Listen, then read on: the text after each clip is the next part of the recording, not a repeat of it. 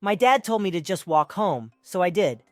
A long time ago, in the faraway year of 1999, I was a young 11-year-old boy finishing my last year elementary school. Right before my birthday, which was in May, my parents called the family together for a meeting. They told us my mom had gotten a new job and we would need to move. We weren't moving too far away, only about an hour, but that still meant moving away from my friends and going to a completely different middle school than the one I thought I'd be going to. Elementary school wrapped up and we moved to our new house in early July. In August, my parents and I got to take a tour of the school and meet the principal and some of the teachers. That was when we learned that there weren't any buses that passed our new neighborhood. It was actually close to the school, so that meant I would be walking to and from there every day. My parents weren't too thrilled about this, but it was only 20-minute walk and there was a path, so they came around on the idea pretty quickly. At the time, both of my parents worked full-time and 5 days a week. My mom worked Monday through Friday, and my dad worked Monday through Thursday and Saturday. Trust me, this is relevant. Since my older sister was away in college full-time, and they didn't trust me and my brother alone, my parents found a babysitter to be there when my brother and I would get home and watch us until my parents got home. My brother was 2 years younger than me and in the local elementary school. The school year started, and in early September, we got a massive heat wave that reached highs of like 96 degrees for a couple days. The middle school was also an old building, and most of it was not air-conditioned. I only had 2 classes that had AC in the classroom throughout the day. At the end of those days, I was tired and not in any mood to walk an additional 20 minutes in the heat before getting home.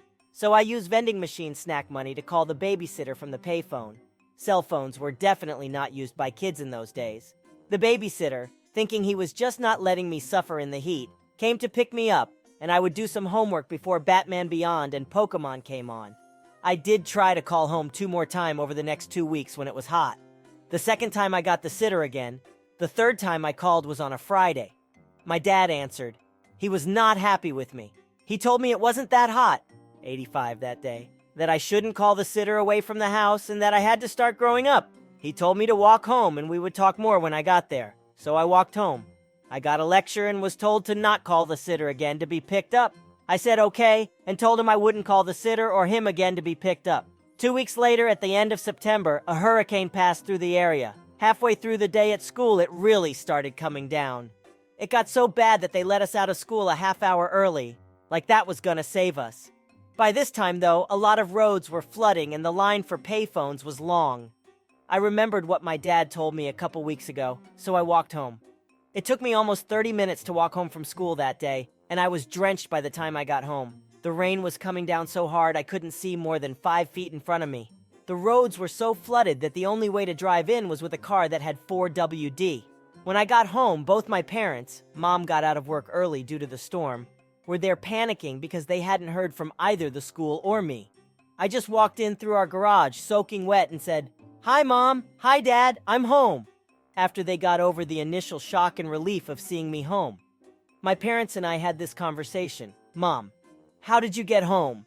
Me: "I walked." Mom: "Why?" Me: "Dad told me to." Mom: "When?" "We didn't get any calls from you or the school today." Me: "Well, a couple weeks ago I called the sitter a few times and asked for a ride home since it was hot.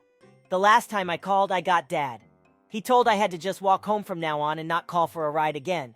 Dad: "I implied that there could be exceptions." Me: "You didn't say that."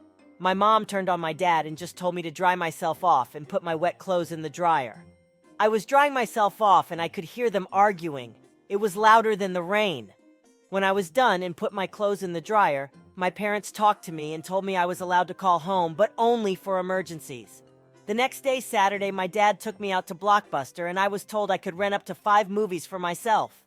He also paid for pizza that night and I got a whole pepperoni pizza for myself. That pizza lasted 2 days and no one else was allowed to touch it. My dad never lived that down. Good times.